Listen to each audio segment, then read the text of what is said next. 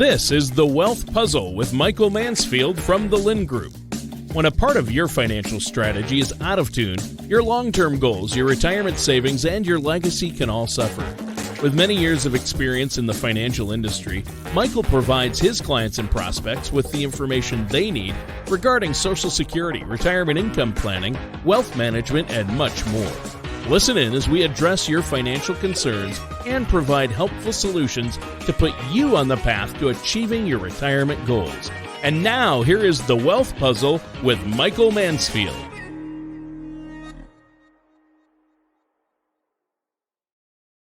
Howdy, everybody, and thanks for joining us. Why are you always instantly laughing when I do that? I don't know. Hello, everybody. I got to be more serious. Tana doesn't like this. Hello, no, everybody. it's great. Thanks for joining us.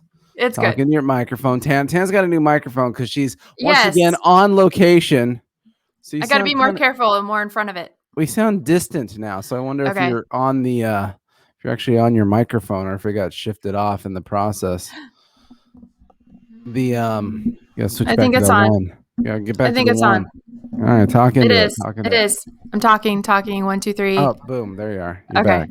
Anyways, now that we've solved that problem, thanks for joining us. This is Mike and Tana with the Wealth Puzzle. We focus on retirement income planning, helping people figure out all those hard decisions on, hey, I've accumulated money, I've saved, I've worked hard my whole life. But I was like, I think I had a little stroke when I said all that. I just kind of rife. I hope you've had a nice rife and life. But how do you take all the puzzle pieces? How do you put them together? Yes. Hence the wealth puzzle. And how do you make the picture look pretty? How do you have income? How do you not pay too much tax? How do you defend against long-term care and too many expenses? And what about paying off the mortgage? And should you have your money in stocks or bonds or mutual funds or in an annuity? So many things to talk about. Yes. Okay, so this has been what's the best word? An evolutionary week for me when it comes to our podcast. So we got a lot of podcast people, right? They listen to the podcast. We've been doing this for years. Remember, in the old days, we were on the radio. We used to be on AM 1590 KVTA. Woohoo! Little shout out. In the old days, the classics. Went to the podcast. Earlier this year, we finally switched over to making video content for all the people to watch the show. So you could see the charts, see the articles, see the things that we're talking about. So please, if you're not doing that, subscribe to YouTube where you can watch us, or you can also go to rumble.com and also subscribe to our channel there, The Wealth Puzzle. But it's funny. So my brother, I got to talk about my brother here. I digress. So the other day I'm talking to my brother. My brother is, for clarity, he watches some of these shows, so hopefully he doesn't see this. He's kind of a computer nerd, and he works for Broadcom. You've probably heard of that. It's a monster multinational global company, and what he does, only heaven knows, because I don't understand it. All I know is I talk to him and he'll be like, hang on, I'm on with my team in Malaysia, like, we're installing data center, like, it all sounds very fancy, kind of Mission Impossible-y. But what's cool about my brother, Nick is his name, who is much taller than me. He, Tana, don't go there. What's funny about him though, is he's a tech guy. He watches a lot of YouTube, a lot of this kind of stuff. And the other day I said, what do you think of the YouTube show? I know you've been watching the show. What do you think of it? And he's like, honestly? I'm like, crud, here we go. Honestly, what does honestly mean? And he said, it's pretty amateur looking. And well, thank you. I appreciate that. I said, but I thought I had a cool intro video. He said, no, the problem is you have to realize all of your videos that you're loading. See, I thought I was doing all of my viewers and listeners a service by putting in the date and then the wealth puzzle and then the name of the show. And he's like, all videos load in chronological order with the date. You put in the date there. It's really weird. They're all on the Wealth Puzzle channel already. They already know that. Why you put, by the time the thing gets cut off, the only thing you're cutting off in the viewing pane of someone's window is the actual title of the show. All they see are these weird dates in the Wealth Puzzle. Right. And I'm like, oh, that's embarrassing. I thought I was like, public service here. I'm going to make this easy for people. Here's the newest one, and here's what it is. And there's no confusion to what we're doing. Turns out I've turned it into amateur hour. Hence why you talk to professionals, right? Right. We're working on it. I am amateur hour. So I through a immense amount of embarrassment from my brother, I am going to go in and clean up all of that stuff for people when I find some free time. So it might never happen. Just never. It might never happen. Might happen. I don't know.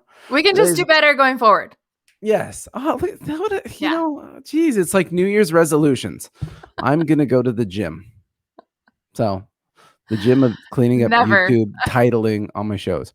Anyways, hey, thanks for joining us. Obviously, as usual, we like to talk for many, many minutes and waste your time on nothing. And here we are once again. So a couple quick updates. So we got some things to talk about today. We're going to get down to business.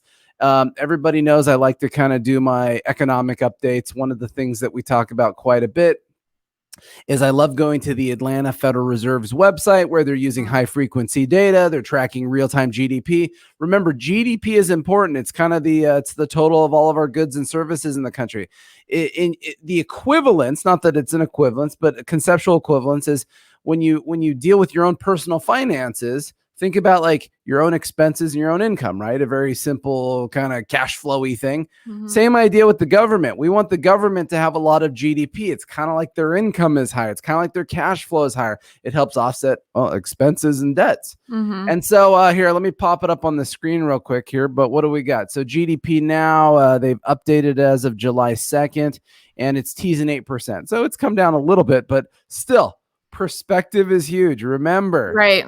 We used to pray for 2% GDP annualized. We're sitting at 8%. It's incredible. This quarter will probably end up being over 7% annualized. Last quarter was 6.4. This is going to be the biggest GDP year in like 40 years or something. Now, granted, it's funny. It's it visually looks really cool. But remember, we had to go through a really bad something to get to this really good something. The numbers, I think, were quantified even further in last week's job numbers, right? So non-farm payrolls for June came out, 850,000 jobs created, right? Woohoo! This is incredible. We're springing back. You see the little pretty chart there on the screen. What happened? Let's see, last year. Oh, jobs went straight down, and then they've been grinding back up. Now, honestly, it's funny because I have to be devil's advocate. I certainly watched the president last week give his press release on this and talking about how awesome this is, which it is. They've created 3 million jobs this year. That's all awesome. I just thought it was kind of funny how everybody takes credit for that because everybody literally went on to unemployment and went and hid from work last year, and they're just all springing back. So, I don't think it matters who's in charge. You could have Mickey Mouse in charge, and this would have ultimately happened. Right. So, hey, it's good for the economy. The only caveat to it is buyer beware. It was a good jobs number. 850,000 jobs created looks super awesome. But there's some fun caveats in there. It's kind of in the small print. 230,000 jobs created in the school systems. Well, that kind of happens over the summer, hiring, changing things around. And they probably people were laid off. So there's some things in there where you're like, yeah, the number was good, but hopefully over the next few months, this kind of a big number for monthly job creation on payrolls becomes the new normal. That would be awesome, which is expected. People are spending a lot of money. GDP is booming. Life is good. So let me remove that. So another caveat thing, my brother, I hope he watches this show actually, because, after making me sad and making hair fall out and stuff like that off my head. And after also years of abuse as a big brother to me, the other thing he said was make sure that when you're done talking about the screens, turn them off. That way we can see Tana more. No. It's kind of creepy the way he said it, actually. No, that's not what we want to look at. And I was like, what? Nick, you can't do that.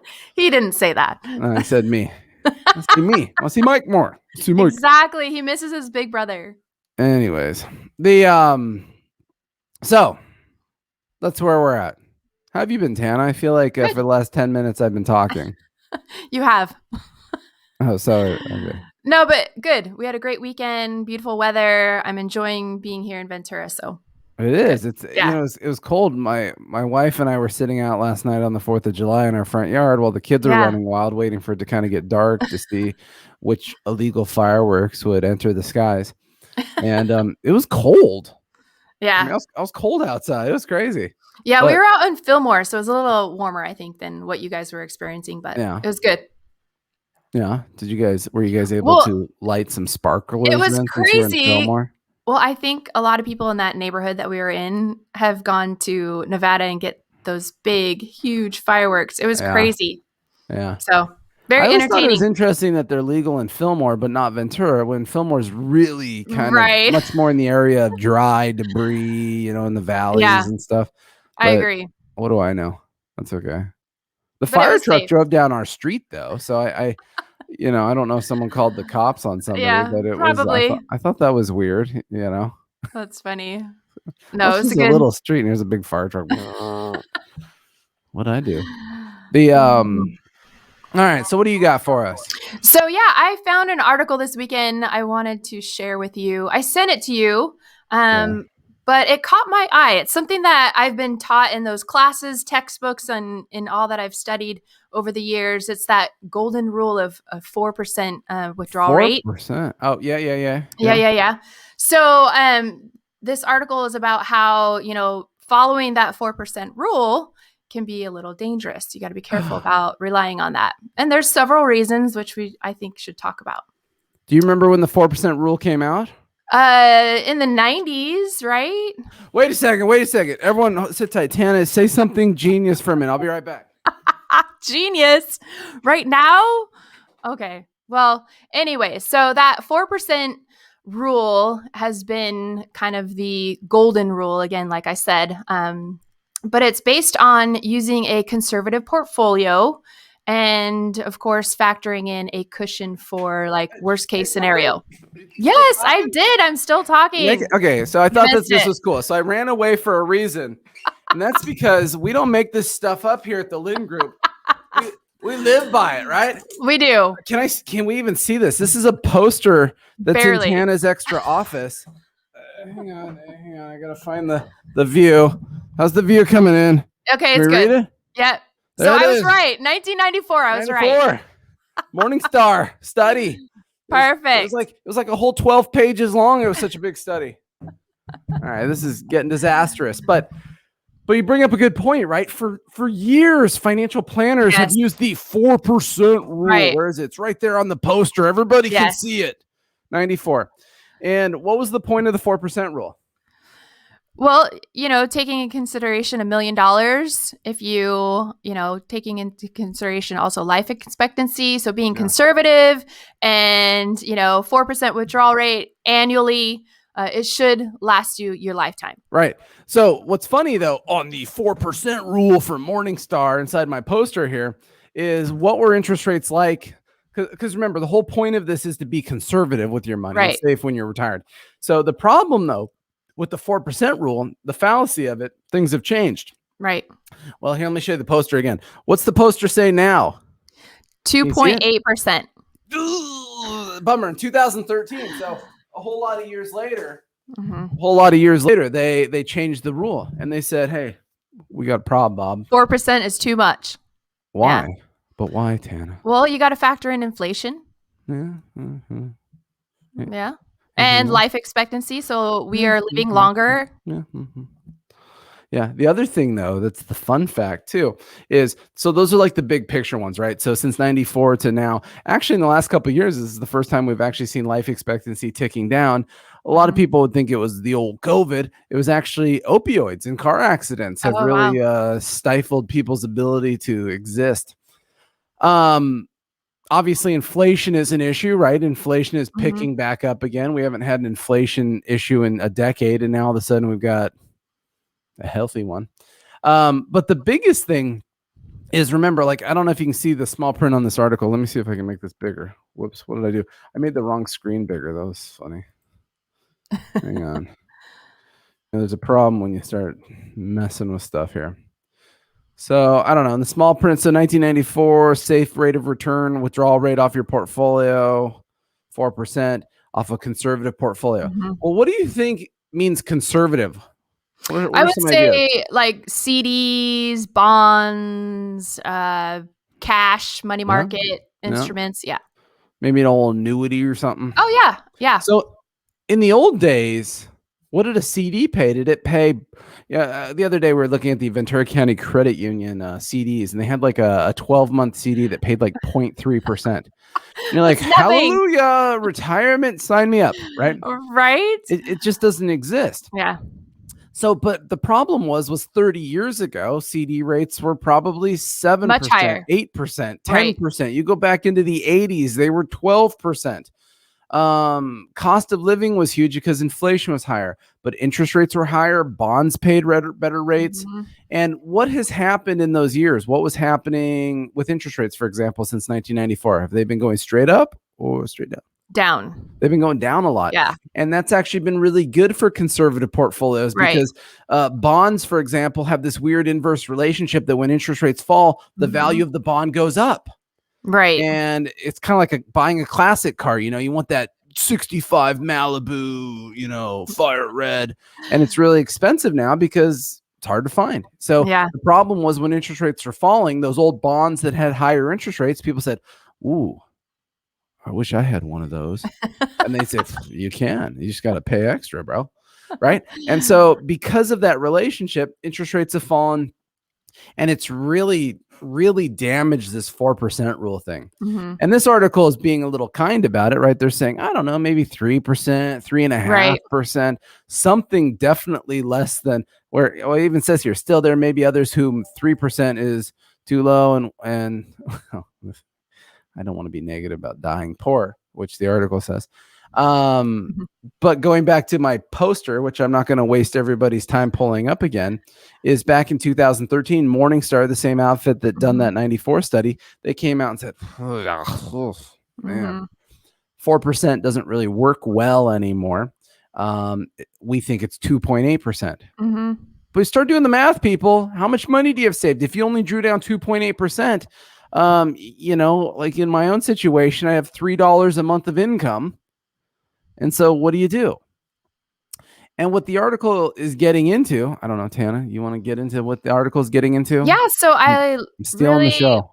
Well, no. So it fell right along with what we are all about here, you know, with making sure we delay Social Security, especially when we're creating that survivor benefit. Right. That was one of the big things on this article that they talked about.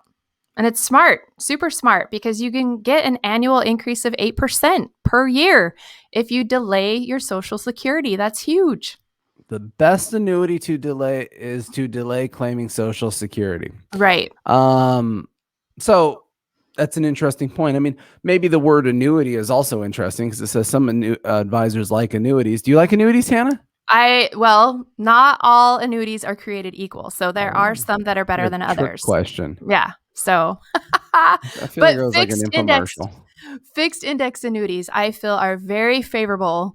Okay. They create private pensions, and they have higher payouts compared to variable annuities, and you're not tied directly to the stock market. So much more conservative, not a lot of risk. Totally true.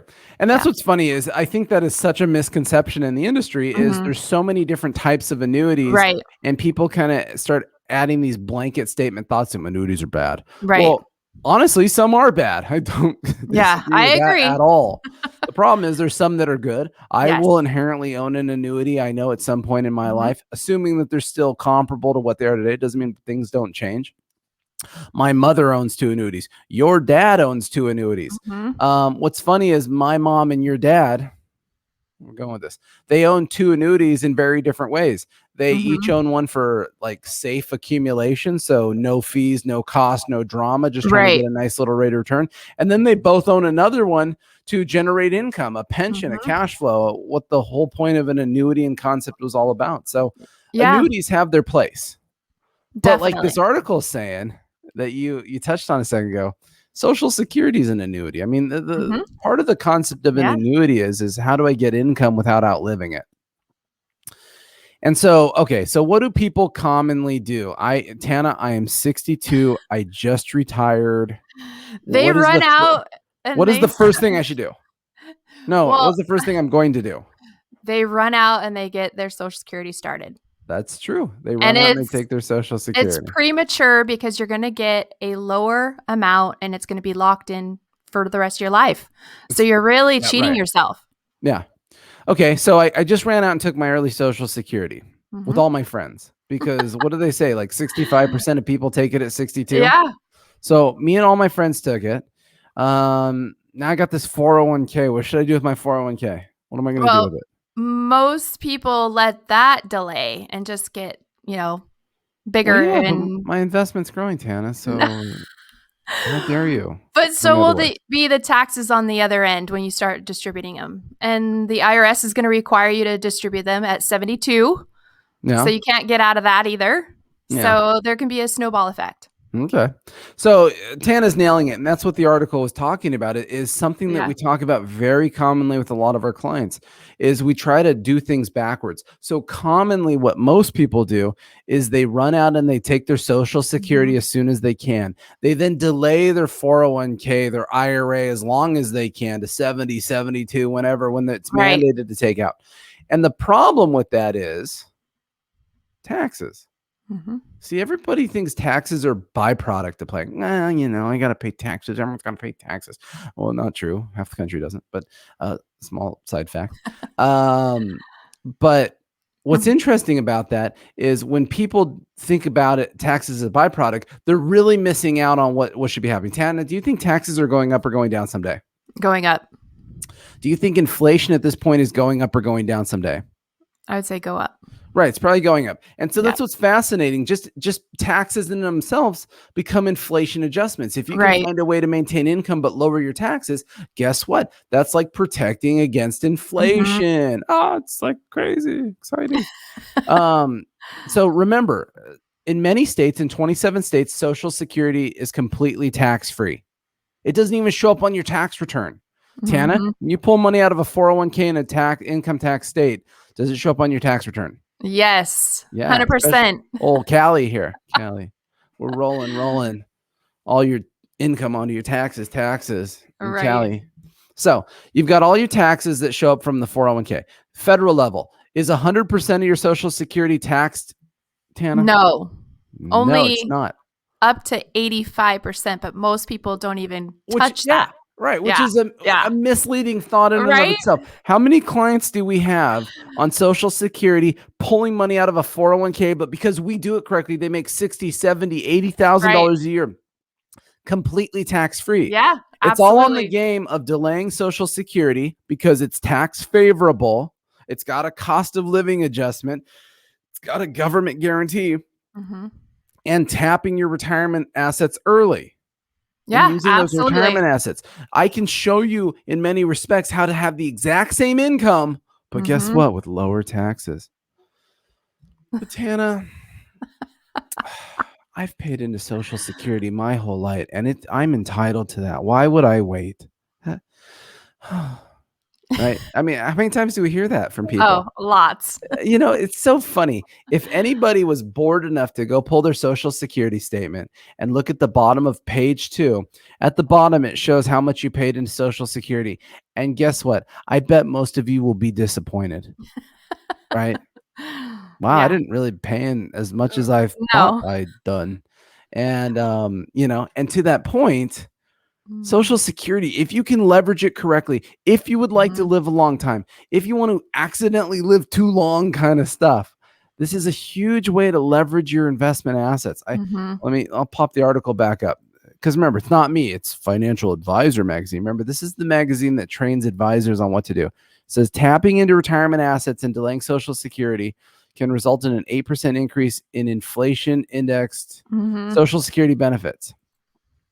Blah, blah, blah, blah, blah says use the taxable retirement account early, delay the Social Security, feel a little pain up front. But guess what? We know what tax rates are now. We don't know what they are in 5 or 10 years from now. Right. And by doing that, you are going to benefit. Remember, the bigger your Social Security is, it still has an inflation adjustment on it. This coming January, we're looking at probably a 5 or 6% cost of living adjustment on Social Security. Don't you want those things working in your benefit? Absolutely. The government doesn't. They want you to take it at 62 because you know what? Hey, you go play the suckers game. That's fine. Nobody can figure out why the casinos and the buildings are so beautiful in Vegas. right? House always wins. No, they get, well, it's just, I love, it's so beautiful here. It's incredible. No one can figure it out, right? And so statistically, most people take Social Security at 62. Statistically, it's something like less than 6% of people ever take it past 66. It's crazy. Yeah. And Tana, you probably brought up a great point a minute ago, and that's the survivor benefit. Remember, if there's 2 people in a household, there's 2 checks. When someone goes bye-bye, there's only 1 check. You got to make sure that that 1 check is maxed the survivor benefit. It's maxed out. It's ready to take care of the survivor so that you don't accidentally, disenfranchise somebody of sorts. Yeah, no, good point. Whew, this has been heavy. How did the getting the poster thing work? Did that work well for everybody? Yeah, that good. That was good. I'm curious about that. Oh, yeah, I got to remember my brother. Take it off. There, we're back. And we're back. See, I'm learning. Oh, look, I can even zoom us up. I got all these like settings I can do here. I don't know what to do. I don't like the zoom. I gotta pop up our banner for a second. We haven't used our banner in a while. There's our website, thelindgroup.com. You got our phone number, 805-500-7035. Remember, Tana and I, we do retirement income planning. We build cash flow plans. All of this stuff that we just talked about today, this is what we do for our clients. This is what we visualize in cash flow for them. If you have questions, if you have concerns, if you need to build your own cash flow, give us a call. It's on the screen if you're watching the show. 805-500-7035. Tana, you're skipping town this week back to old. Yeah, on Sunday I got to go back. So I guess I'll take the banner off. See? So you'll be back to your other pretty screen and your normal microphone. Yes. But I'll be back in the office probably in October. So it's all right. It's all right. Time flies. Time flies when you're having fun. So everybody, we appreciate it. We obviously appreciate all the feedback we get and stuff like that. So please don't hesitate to reach out if you have questions about the show, things that we can talk about. Obviously, if you want to have a little consultation privately to talk about your own situation, this is why we're here. So everybody, we're filming this on the 4th of July, number 2, July 5th, where, it really speaks to how everybody still needs to make sure they get their day off. Right. Except me and Tana. So anyways, everyone have a great time. We'll be back soon.